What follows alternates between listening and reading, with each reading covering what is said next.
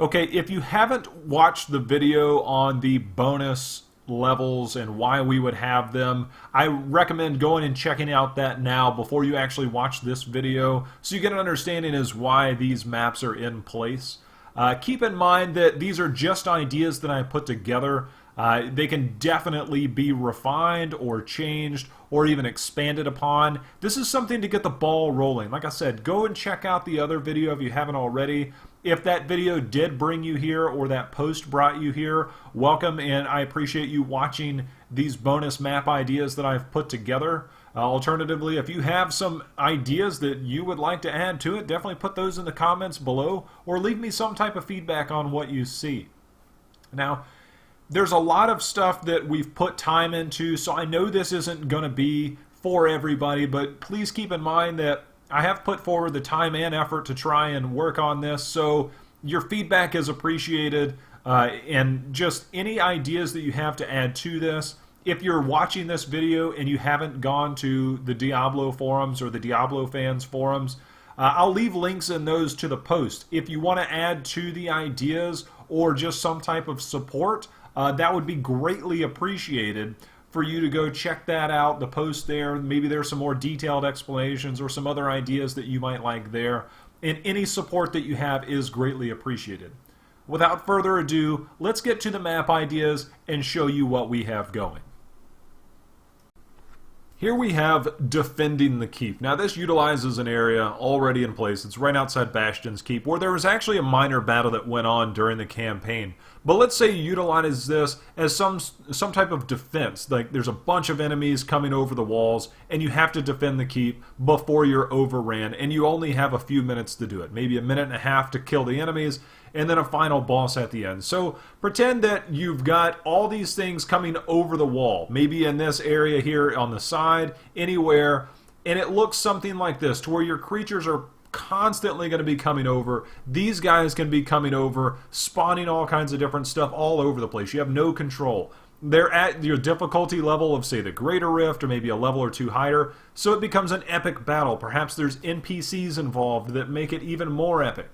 It's just an idea that you can utilize current areas to create an awesome battle that eventually leads to a big battle here at the top against perhaps some type of extremely strong elite, or something that you have to ultimately defend the keep against. And so if you kill him or this monster within the allotted time frame, then this is stage 2 of it, so you get that extra bonus chest or whatever idea that we have here for defending the keep.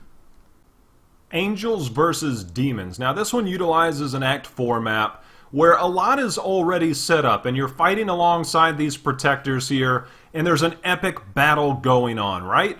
Well, we zoom in and we actually see they're not really doing that much. But what if you were able to incorporate them into an actual battle to where there's more of them, or they were stronger and buffed up? I mean, they look really cool, but as you can see, they're not actually doing much. But what if we could make some type of objective or just time clear out of it to where you actually utilize their presence? You're able to kill stuff quick enough, more are able to fight by your side, and you're able to make it further. The further you make, the higher the reward. So I think there's a lot of potential here to use current environment here. It looks cool. There is an epic battle, but as we saw, they're really not doing much. But what if they were? That's the idea for Angels versus Demons. All right, so in this one we have going to the chapel, and it revolves around a Wortham Chapel cellar, and you're actually going to work your way up from here. And there can be some bonus objectives with clearing off the shelves, being able to unload all the shelves and picking up stuff along the way outside. But your main objective is to fight your way out, which is more densely packed than this. Pretend it's some type of, wedding procession or something like that that's going on with a bunch of dead things. And you're working your way out. And what had happened is you take a female and male NPC, perhaps even the female that the scoundrel was, swindling in Act 1 in the Fields of Misery. And she found somebody, or there's some type of alternate scenario, and they're trying to get off, and they're trying to head over to, say, Tristram, and we got to get them before they take off on the ferry. So the objective is to simply make your way over here, fight them and defeat them within a few seconds, and they will spawn right about here. And this is where you find them and you fight them, defeat them before the time runs out, before they can make their way to Tristram, before they get on the boat. And that's going to be the objective there. As far as finishing that and utilizing the rest of the map for any other type of bonus objective there. And so you can just kind of have fun with going to the chapel.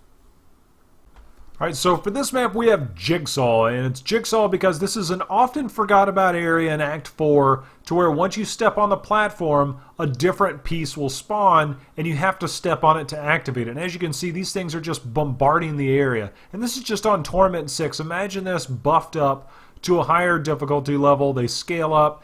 It's just an interesting way to incorporate a not so popular area. Let's say that you get through the area, you make your way around the outside, you get to the portal, maybe there's a second area, maybe there's an achievement that you get for going through and activating every single square before the time runs out, and maybe activating that and killing everything along the way.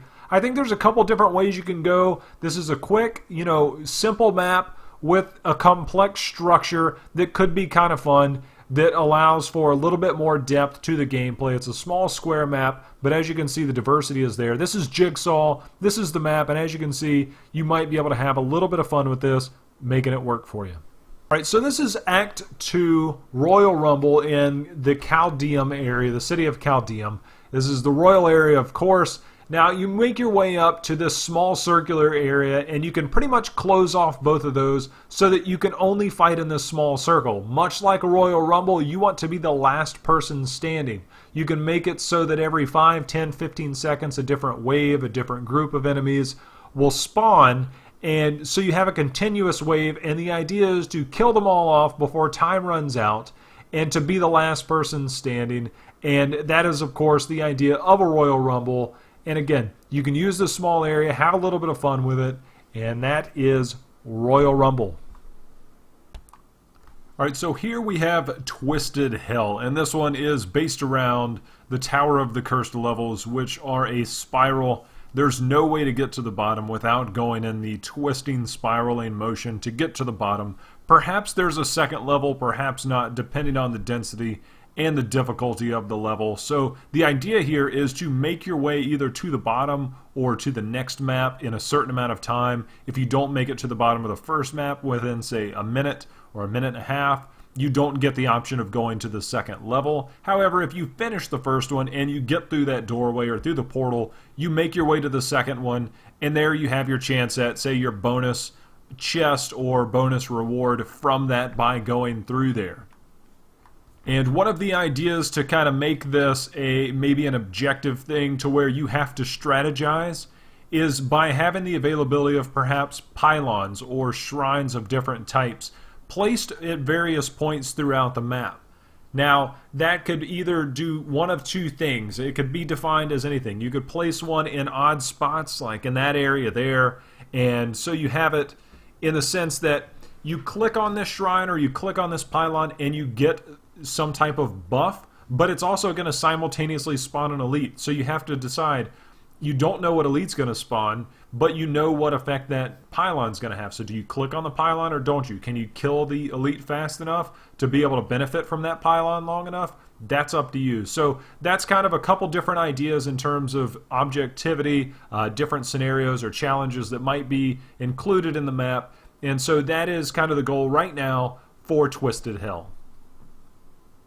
So this map is called Something Afoul. Yes, it's intentionally named that way. Or could also alternatively be the gas chamber. You have this area where you work your way up to the larder area, and it slowly fills with gas, so that you have to get through the main area in time before it completely fills with gas and kills you, just so you can go into this square room. Now, it doesn't necessarily have to be GOM or any type of elite, but it could alternatively be a set of elites, some type of strategy there, maybe something with the arcane spinning sentries that go on there, just something different that might come through here. Make it very difficult to maneuver through. So the difficulty, you could be trapped in gas, you could be having to maneuver around arcane sentries or the ice cubes or anything on the ground that might make this room more difficult. You can utilize the entire area for safe points, for different areas that you have to survive.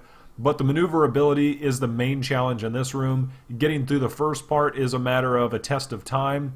And of course, the second part here is a test of time plus a test of survivability. So you have two different areas. You get the bonus chest by clearing both areas. You get the one regular one just for clearing the main area. Find some type of bonus objective here for an achievement, and that's it. That is the gas chamber or something afoul.